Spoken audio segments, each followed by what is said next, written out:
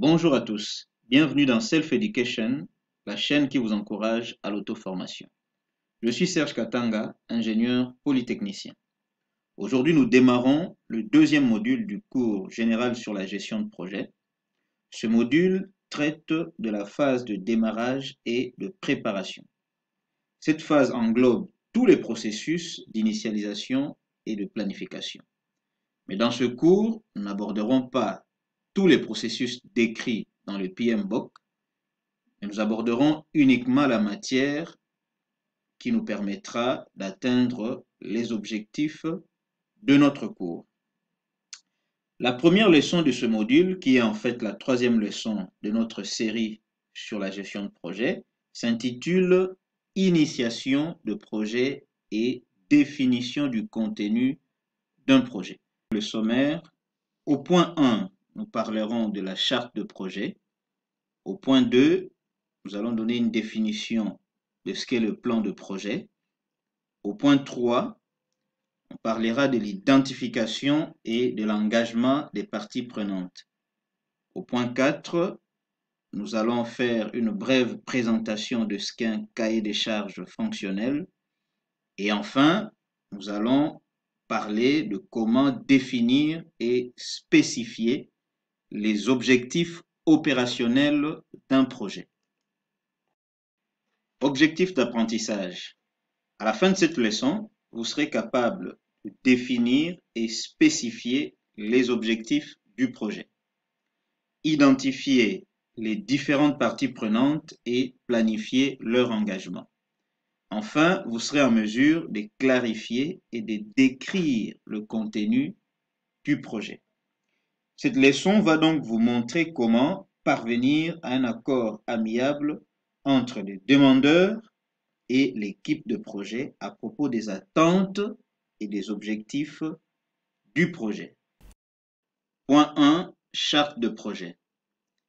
Les processus de démarrage ou d'initiation permettent de prendre conscience du projet, puis d'étudier l'objet du projet pour s'assurer que sa mise en œuvre est pertinente et qu'il entre dans la stratégie de l'entreprise. Ils permettent également d'identifier les parties prenantes du projet et de les analyser. Cette phase d'initialisation ou de démarrage est précédée par une étape d'avant-projet et doit se conclure par la mise au point de la charte de projet, qui est le document officialisant le projet. L'étape d'avant-projet a comme livrable majeur une étude d'opportunité, qu'on appelle en anglais business case. L'étude d'opportunité valide la raison d'être du projet, son contexte, sa pertinence, les gains attendus face aux moyens et coûts engagés. C'est après cette étude qu'on prendra la décision de lancer le projet. La rédaction de la charte de projet est donc l'un des processus de démarrage ou d'initialisation du projet.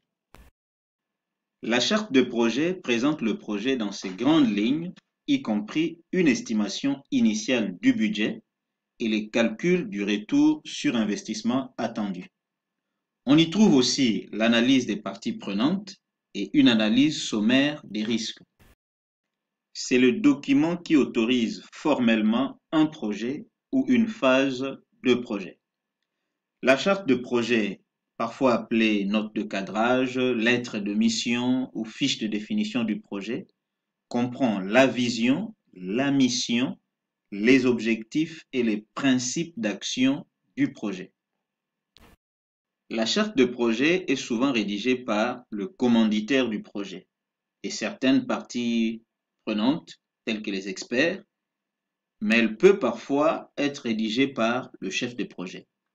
Son contenu comprend les trois parties suivantes. Première partie, il s'agit d'un résumé ou executive summary en anglais. La deuxième partie, c'est le cadrage. Cette partie explique la finalité et l'importance du projet, examine sa rentabilité pour justifier son existence. Elle décrit le contexte et les hypothèses de départ, définit les objectifs ainsi que les résultats opérationnelle. La troisième partie d'une charte de projet parle du déroulement du projet. C'est une partie qui décrit le comment nous allons réaliser le projet ou le produit. Ces trois sections sont consacrées à définir les rôles et les responsabilités, le pilotage du projet et son budget, décrire l'échéancier avec les principaux jalons, décrire les risques et les opportunités. Une charte de projet n'est pas considérée comme un contrat car il n'y a aucune contrepartie ou argent promis ou échangé lors de sa rédaction. Point 2. Plan de projet. Après le démarrage ou l'initialisation, vient la phase de planification, qui consiste à détailler le périmètre du projet, qu'on appelle aussi scope en anglais, à préciser les délais, à évaluer les ressources et les risques, à déterminer le budget, les modes de communication, à planifier le management de la qualité et des approvisionnements en biens et services envisagés. La fin de cette phase donne lieu à un document appelé plan de projet, que le chef de projet se doit d'élaborer dès sa nomination. La charte de projet est donc un document associé au plan de projet. Je récapitule, la charte de projet est un document rédigé pendant le processus de démarrage ou d'initialisation du projet, tandis que le plan de projet est rédigé à la fin de tous les processus de planification. C'est le plan de projet qui comprend les différents plans dans les différents domaines de connaissances. Planification des délais, planification des risques, planification de ressources humaines, etc., etc. La phase de démarrage et des préparations est souvent négligée au profit de l'exécution. Cette erreur de précipitation explique en grande partie les échecs des projets actuels.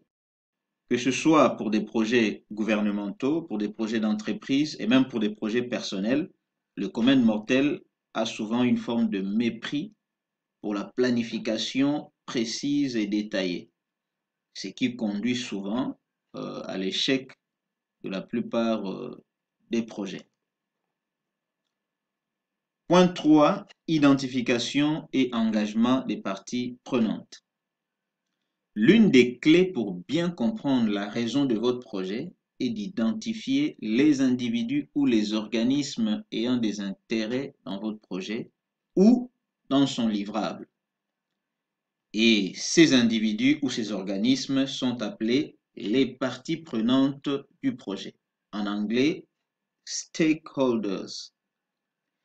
Il faut chercher à savoir en quoi leurs attentes et leurs besoins ont contribué à justifier l'existence du projet, puisque c'est avec elles que l'on doit définir et négocier les objectifs. Ensuite, il convient de planifier et de gérer leur engagement sur le cycle de vie du projet. Une partie prenante d'un projet est toute personne ou groupe de personnes qui soutient, est concernée ou intéressée par votre projet. Les parties prenantes peuvent être internes ou externes à l'entreprise. Il faut s'assurer que la liste des parties prenantes est complète et à jour. Le fait de les connaître vous permet de planifier leur intervention au moment opportun. La liste des parties prenantes sert de base pour la gestion de parties prenantes et la planification de la communication.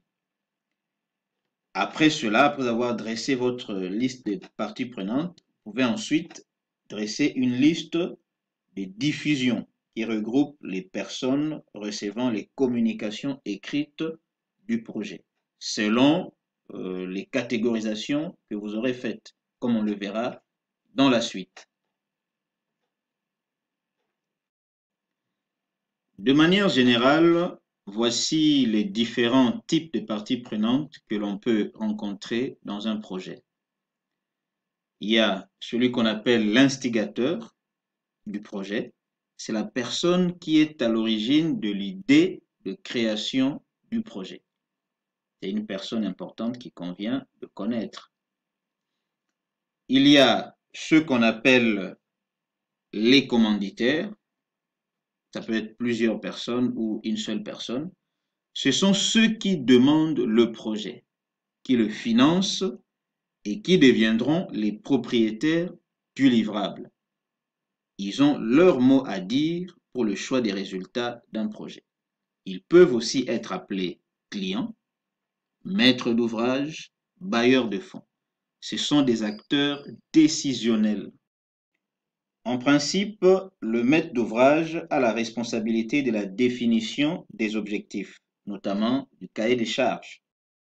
Un représentant du maître d'ouvrage, qu'on appelle maître d'ouvrage délégué, peut aussi être appelé commanditaire, étant donné qu'il agit au nom du maître d'ouvrage.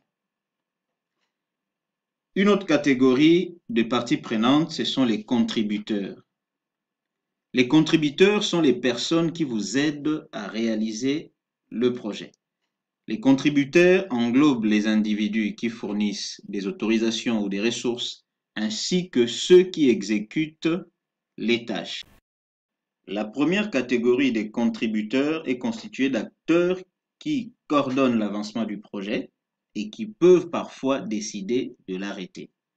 Dans cette catégorie, on retrouve le comité de pilotage, le chef de projet, le directeur, le coordinateur de projet.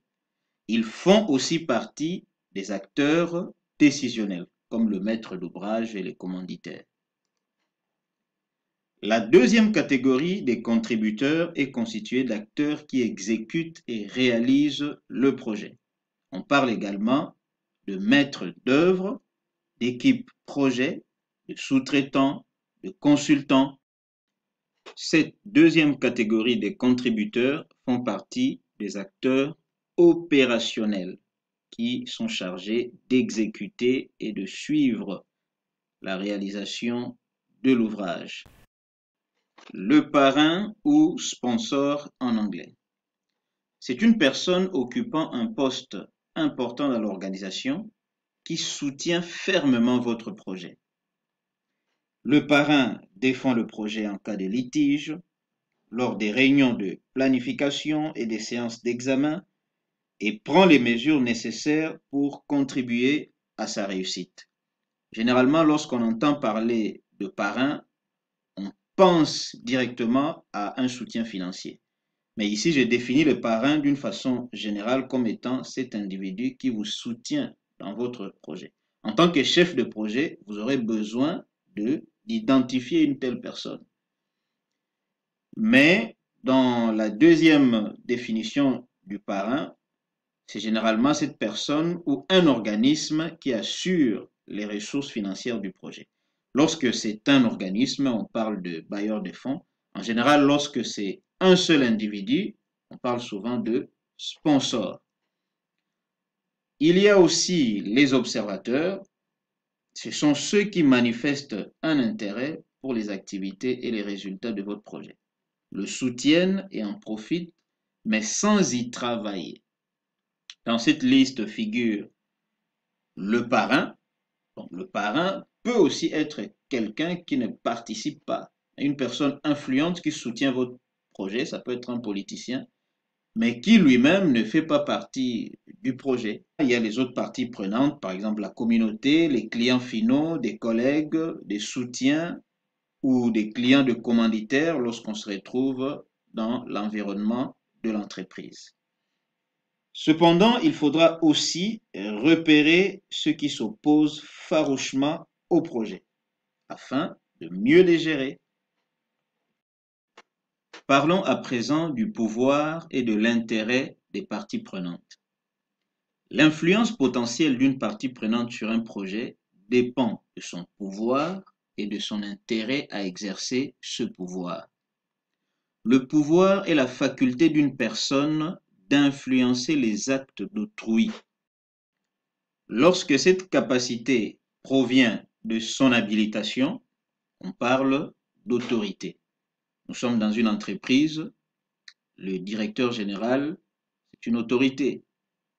Le manager des opérations, c'est une autorité dans son département. Les chefs, le responsable du procurement, c'est une autorité. Il est chef parce qu'il est habilité à prendre certaines décisions. Mais le pouvoir peut aussi provenir du respect que l'on témoigne à une personne. Dans ce cas-là, on parle du pouvoir conquis, ce qui est un pouvoir naturel.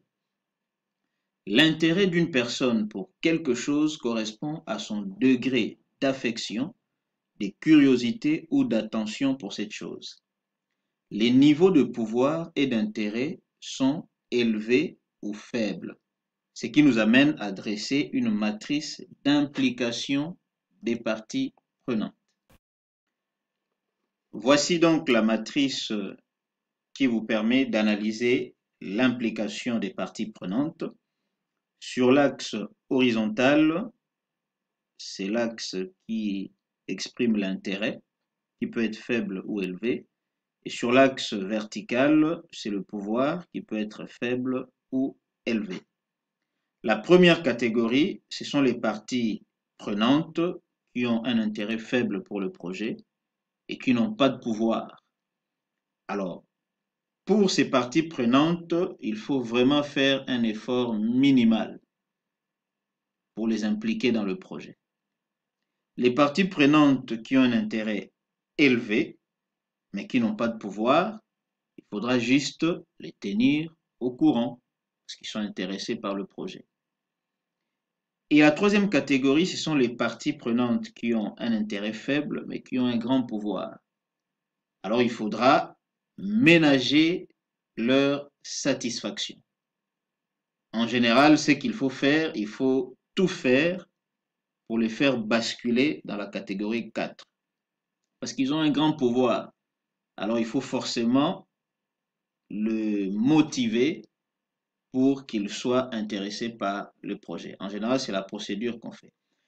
Et la quatrième catégorie, ce sont les gens qui ont un intérêt élevé pour le projet et un grand pouvoir.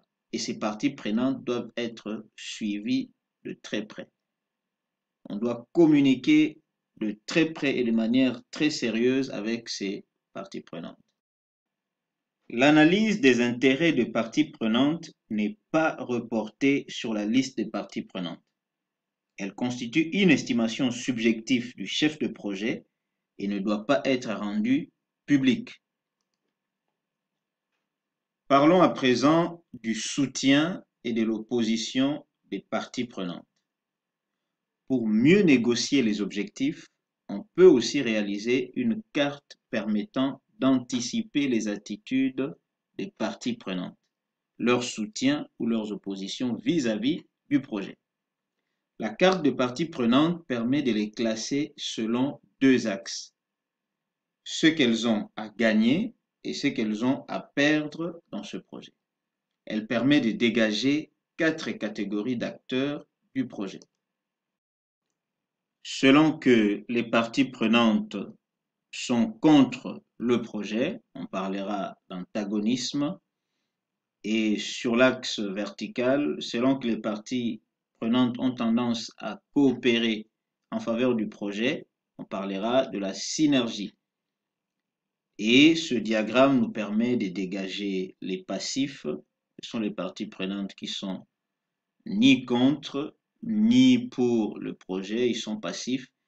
Et vous verrez ici à droite les opposants, les hésitants sont au milieu, les engagés. Et en fonction de toutes ces données, le chargé de communication peut préparer une communication adéquate. Il pourra trouver le bon mot, les bonnes paroles pour communiquer avec les différentes catégories des parties prenantes. Point 4, cahier des charges fonctionnelles.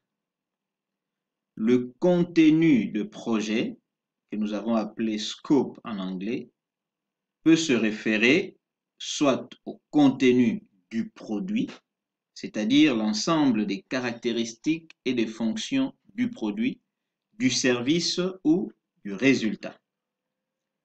Il peut aussi se référer au périmètre du projet, c'est-à-dire le travail total effectué pour fournir un produit, un service ou un résultat avec les caractéristiques et fonctions spécifiées. Définir le contenu du projet passe donc par l'élaboration du cahier des charges fonctionnel, en abrégé CDCF. Le cahier des charges est une confirmation écrite des résultats que produira le projet et des conditions d'exécution des travaux. En termes simples, il s'agit de formaliser l'expression des besoins du client. Les demandeurs et l'équipe de projet doivent être d'accord sur l'intégralité du cahier des charges fonctionnel avant le début des travaux. Le cahier des charges fonctionnel intervient en début de phase de planification. C'est le résultat de la définition du contenu de projet. Le CDCF doit être tenu à jour en permanence. Il peut être modifié avec l'approbation du client. Il doit comprendre de manière générale les informations suivantes: la justification du projet, les objectifs qu'on appelle aussi livrables, la description des produits, les critères d'acceptation des produits, les contraintes et les hypothèses. Les contraintes sont des restrictions limitant votre objectif, limitant le délai pour l'atteindre, ainsi que l'investissement. Les hypothèses sont des déclarations sur la façon dont vous allez gérer les informations incertaines lors de la conception, de la planification et de la réalisation de votre projet. L'élaboration d'un cahier des charges fonctionnel peut se résumer dans les 5 étapes suivantes. La première étape consiste à préparer. Il s'agit d'identifier les acteurs clés dans l'expression des besoins et d'obtenir les ressources. La deuxième étape consiste à recueillir les besoins. Il suffit de conduire des entretiens individuels et animer les réunions de groupe après avoir construit une stratégie de recueil des besoins.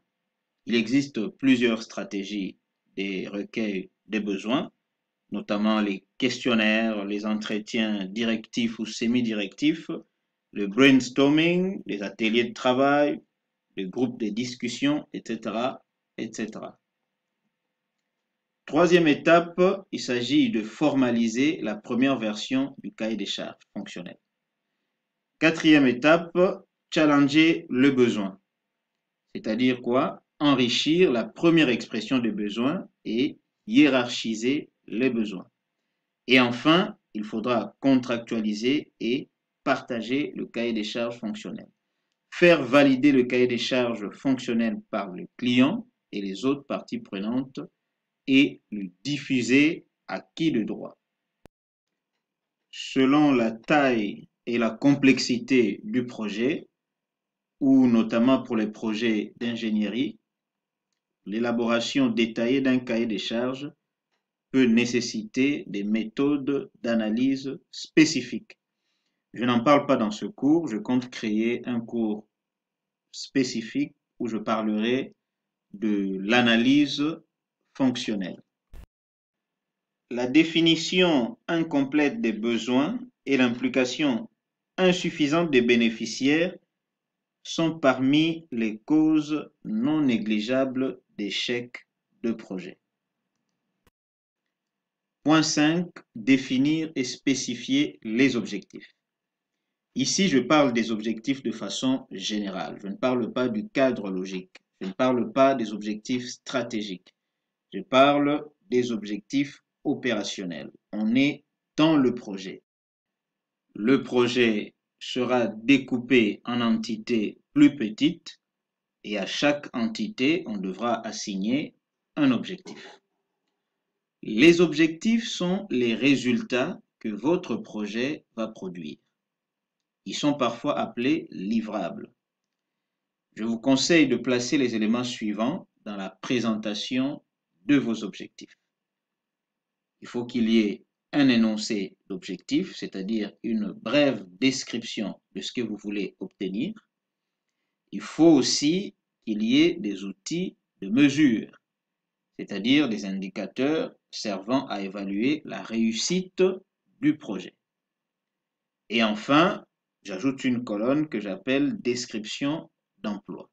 Ça veut dire la valeur de chaque outil de mesure permettant d'évaluer le succès d'un projet. Voici donc un exemple de l'objectif d'un projet ou d'une phase de projet. L'énoncé, c'est rapport révisé résumant les ventes mensuelles. Alors, les outils de mesure, il peut y en avoir plusieurs. Lorsque nous avons parlé de la gestion stratégique de projet, on a parlé des indicateurs de projet. On a dit que les indicateurs, on pouvait y en avoir beaucoup. Mais ici, nous sommes dans une phase opérationnelle. Même dans la phase opérationnelle, chaque livrable doit avoir des outils de mesure. Ça peut être le contenu. On dira, le rapport doit comprendre le nombre d'articles vendus, les chiffres d'affaires et le nombre de retours pour chaque gamme de produits. Pour l'outil calendrier, on dira, le rapport doit être prêt pour le 31 août. Un autre outil de mesure de l'objectif, c'est le budget. On dira, les frais de développement ne doivent pas dépasser 40 000 $ américains. Un autre outil de mesure, c'est l'approbation. On dira, la forme du nouveau rapport doit être approuvée par les directeurs commerciaux régionaux, les directeurs commerciaux départementaux et les commerciaux. Voilà donc une manière de présenter un objectif de projet. Une méthode pour présenter des objectifs clairs et précis est de les rendre SMART. SMART est un acronyme pour spécifique ou spécifique. Un objectif doit être simple à comprendre, clair, précis, afin qu'il ne prête jamais à confusion. Le M, c'est measurable ou mesurable en français. Un objectif mesurable doit être quantifié ou qualifié, d'où la présence des outils de mesure de performance, c'est-à-dire la définition d'un seuil.